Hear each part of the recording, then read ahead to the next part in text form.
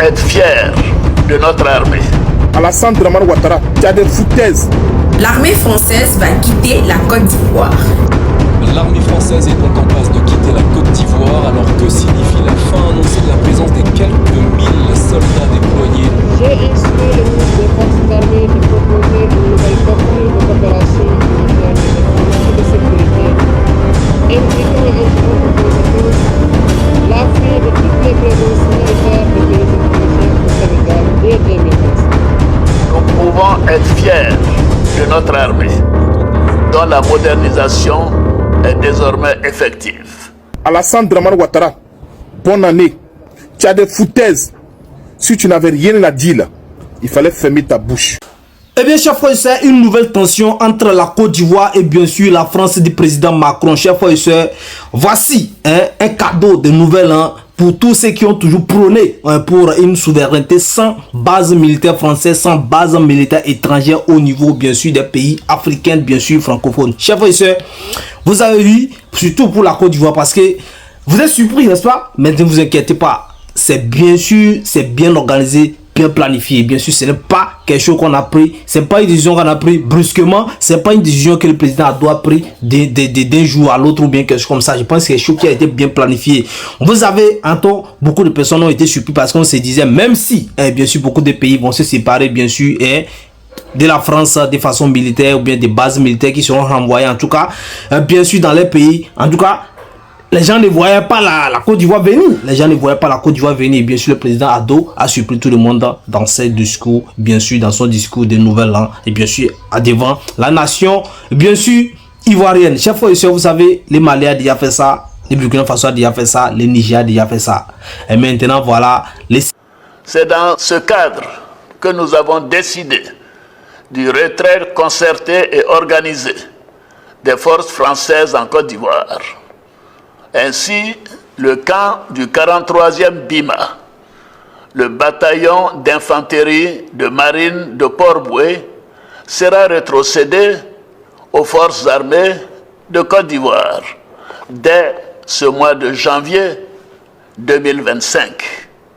Pour marquer cette nouvelle étape de la vie de notre armée, j'ai décidé de baptiser ce camp du nom du général Ouattara Thomas Dakin, militaire au parcours exceptionnel et tout premier chef d'état-major de l'armée ivoirienne.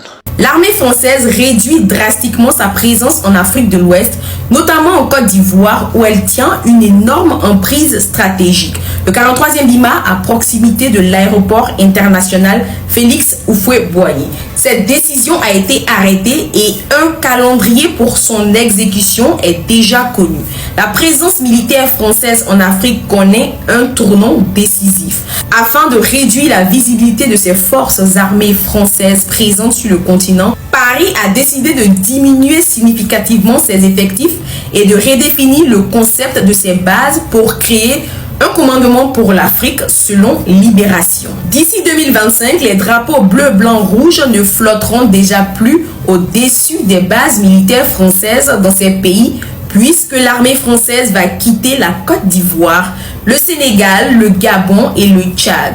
Ces installations seront gérées par les pays hôtes eux-mêmes. L'objectif de cette nouvelle approche est double. D'une part, il s'agit de répondre aux attentes des populations locales et des gouvernements africains, souvent critiques vis-à-vis de la présence militaire française. D'autre part, cette stratégie permet de redéployer les forces vers des missions plus spécifiques et moins visibles, tout en maintenant une capacité d'intervention rapide si nécessaire. Déployé à Port-Boué, nous posons la question à Antoine Glaser, journaliste et essayiste auteur avec Pascal Hérault de l'ouvrage Le piège africain de Macron aux éditions Fayard.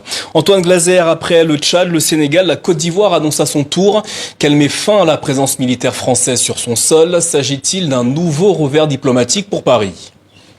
Oui, mais en même temps, c'est un revers diplomatique. Le Sénégal qui a suivi et bien sûr le Tchad qui a suivi et également vous voyez la Côte d'Ivoire qui vient de nous surprendre. En tout cas, beaucoup de personnes ont été surprises et moi je pense qu'il n'y a pas d'animosité dans cette histoire, mais restez focus, restez focus, restez focus. On revient. Pour Paris, mais c'est aussi parce qu'on est quand même dans une nouvelle période historique et on voit bien que c'est la c'est une période, je veux dire, il n'y avait plus aucune raison qu'il y ait encore des drapeaux français avec des bases militaires françaises en Afrique, en dehors de Djibouti, qui est vraiment tourné vers le proche Moyen-Orient, qui est totalement autre chose, où il y a le monde entier, les Américains, les Chinois. Et bien, cher frère, c'est bien sûr. Ce n'est pas seulement la Côte d'Ivoire qui est sur cette tangente, qui a reconfirmé ou bien qui a parlé de ça dans son discours. C'est pas le président Addo seulement qui a parlé dans son discours des Nouvel An. Et bien sûr, le président sénégalais a réitéré encore et a reconfirmé encore que non, cette année 2025 là, il n'y aura pas de bases militaires étrangères dans les pays. Vous savez, ce sont des déclarations qui sont différentes. Vous voyez non? Au niveau du Sénégal et du Tchad, c'est que c'est pas seulement la France qu'on renvoie. C'est pas seulement les militaires françaises qu'on renvoie. C'est pas seulement les militaires françaises, pardon, les militaires américaines seulement qu'on renvoie. Mais toute force étrangère dans les pays parce qu'ils n'en ont plus besoin. Et bien sûr, donc, ils doivent quitter. Bon, c'est différent par rapport au président, ou bien, pardon, aux Béninois, ou bien au peuple béninois, ou bien au gouvernement béninois qui dit, bon, depuis 1960, il n'y a pas eu, depuis l'indépendance, il n'y a jamais eu de base militaire française dans leur pays, ou bien quoi ça dans leur pays. Donc, ça veut dire qu'ils n'ont pas besoin de renvoyer ou bien de demander à quoi que ce soit de quitter. Bien sûr que le Niger affirme le contraire et qu'ils ont des preuves très claires que non, il y a des bases militaires qui n'ont pas l'intention de s'en débarrasser. Vous voyez, cela n'est jamais caché au niveau du Sénégal, cela n'est jamais caché au niveau du Tchad, cela n'est jamais décrédibilité ou bien, comment on appelle, refusé ou bien démenti au niveau de, bien sûr, de la Côte d'Ivoire aussi. Mais ils ont pris leurs responsabilités, mais ils ont décidé de dire non, c'est bon. Cette collaboration, on est en train de visionner autre chose. Donc, le président doit vous montrer que ce n'est pas lui, c'est-à-dire la France ne dirige pas, ou bien c'est la France n'a pas, c'est-à-dire il met sur lui pour l'obliger à faire ce qu'il n'y a pas. Donc ça, je pense que c'est le message que non, le gouvernement est en train de vous envoyer actuellement, le gouvernement de la Côte d'Ivoire est en train de vous envoyer.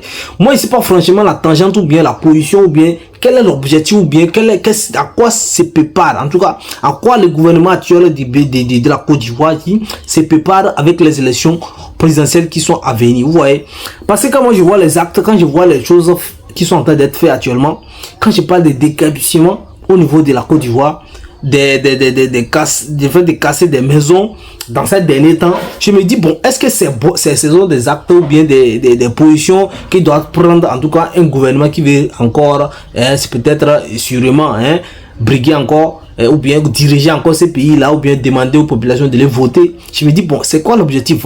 J'ai l'impression que non, c'est le gouvernement en place actuellement, même si nous critiquons ou bien nous ne sommes pas d'accord. Peut-être moi, je ne suis pas un adepte de RHDP, je ne suis pas un militant de RHDP. Mais nous devons beaucoup réfléchir par rapport à ces derniers actes-là. Sauf ce qui vient de se passer concernant les forces militaires françaises. Nous savons très bien que si le président aujourd'hui décide de renvoyer ou bien de demander aux forces militaires françaises de quitter les pays ou bien de laisser la place, c'est quand ces bases-là aux forces militaires ivoiriennes. Désormais, je pense que le président ou bien les partis en pouvoir actuellement peut avoir encore l'empathie ou bien c'est-à-dire acheter ou bien acquérir ou bien à faire produire cette admiration de certains peuples, certaines populations qui... Mais je veux dire que ce soit en Côte d'Ivoire, au Gabon, au Sénégal, c'est vrai que c'est une sorte d'anachronisme historique. Je veux dire, à la chute du mur de Berlin en 1990, finalement, il n'y avait plus aucune raison. Pendant 30 ans, de 60 à la chute du mur de Berlin, la France, au nom de la lutte contre l'Union soviétique, continuait à avoir une sorte de présence, mais c'était vraiment une sorte de rente politique et économique qui n'avait plus lieu d'être. Donc, encore une fois, c'est une sorte d'anachronisme historique qui s'est fait malheureusement dans les pays comme le Mali, le Burkina Faso, le Niger. La France s'est vraiment fait virer. Là, maintenant, il y a une anticipation de la Côte d'Ivoire avec, bien sûr, l'accord de Paris. Mais on voit que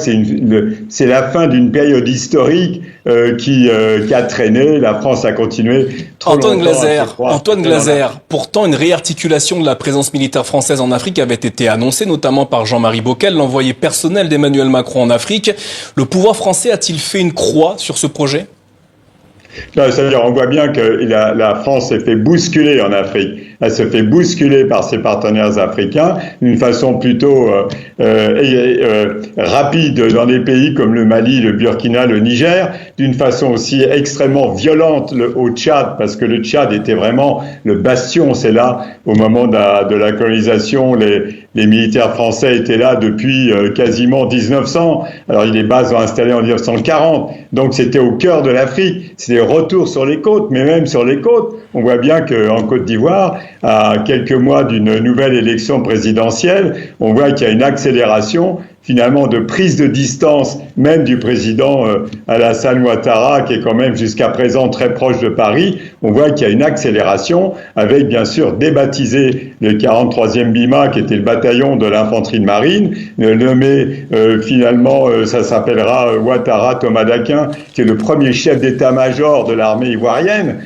Donc on voit qu'il y a une accélération, une vraie inquiétude par rapport finalement à cette jeunesse africaine en recherche de souveraineté, et que les chefs d'État, ils accélèrent. Et donc, on voit bien que Paris est complètement maintenant marginalisé. Alors justement, Antoine Glaser, pour certains Africains, le départ de l'armée française constitue une rupture historique et salutaire. Peut-on voir les choses ainsi ?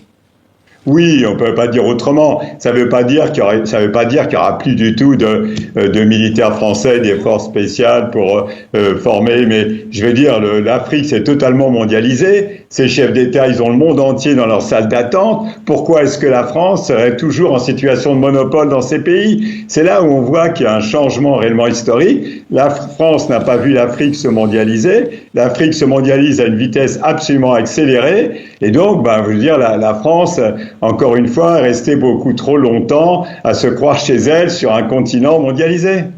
Antoine Glaser, vous parlez d'accélération de l'histoire. Cette accélération pourrait-elle permettre de refonder des relations avec certains pays africains sur des bases plus saines ? Eh bien, moi, je pense que c'est mieux comme ça, cette décision du président Ado, bien sûr, devant sa nation, concernant, bien sûr, les forces armées françaises dans son pays. Chaque fois, je pense que c'est mieux comme ça, c'est très bien comme ça. Mais est-ce que la France est contente? Est-ce que la France est contente? Je ne suis pas sûr, parce que la France a toujours souhaité avoir, bien sûr, une représentation militaire. Moi, je pense que ce n'est pas forcé. Je ne pense pas pourquoi la France a besoin de choses. Parce que lorsqu'on définit les forces armées actuellement françaises au niveau de la Côte d'Ivoire actuellement, je pense que si vous voulez chercher à savoir c'est quoi leur rôle, c'est lutte contre les terreaux. C'est lutte contre les terreaux. Ils sont là pour lutter contre les terreaux. Vous voyez, non? Mais est-ce que franchement le travail est fait? Est-ce qu'ils ont forcément, est-ce que la France a, la Côte d'Ivoire a forcément besoin d'une force militaire présente pour lutter ça, pour faire ça? Bon, je pense que les gouvernements actuellement ont jugé bon que non, c'est pas la peine, c'est pas. Il va falloir quand même déjà changer d'attitude. Il va falloir que la France, qui a exporté dans tous ces pays, non seulement bien sûr sa constitution, sa langue qui n'est pas une mauvaise chose, mais l'ensemble de son économie. Elle a eu une rente politique et économique pendant quand même 30 ans, des indépendances jusqu'à la chute du mur.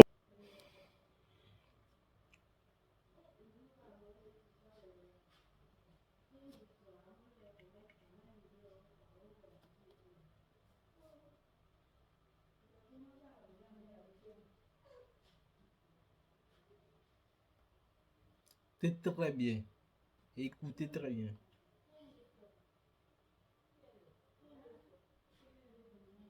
Très important.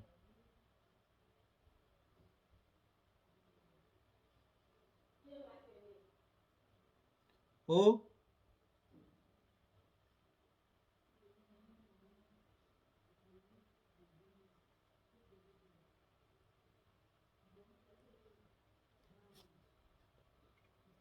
Très important.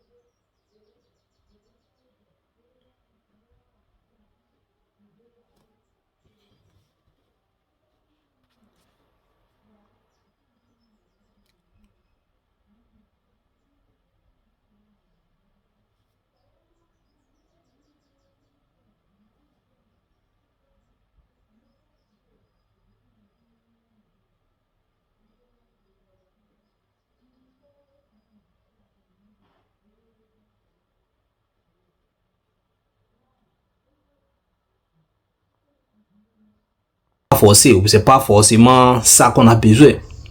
Mais tenez-vous bien, je suis qu'actuellement, même les pays d'autres, que ce soit le Sénégal ou bien peut-être d'autres pays, ils vont avoir, c'est-à-dire ils vont toujours avoir, ils vont peut-être avoir les demandes de formation. Ceux qui seront présents désormais, ces forces militaires françaises qui seront présentes actuellement, bon, désormais au niveau de la Côte d'Ivoire ou bien dans notre pays, ça serait pour des objectifs de formation. Ils vont venir partager, peut-être, vous savez très bien que la France est une puissance militaire.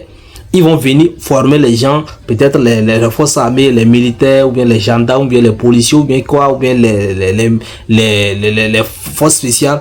Donc, pour des opérations. Donc, ça, c'est normal. Ça, c'est tranquille. Ça, c'est une collaboration. Donc, pour pouvoir avoir la main ou bien une représentation dans un pays des francophones, la France n'a pas forcément besoin de ces militaires. Parce que quand vous envoyez ces images-là, si vous envoyez ces militaires dressés dans les pays comme ça, vous voyez, ça donne autre chose que les gens interprètent de façon positive. Et je pense qu'ils ont raison.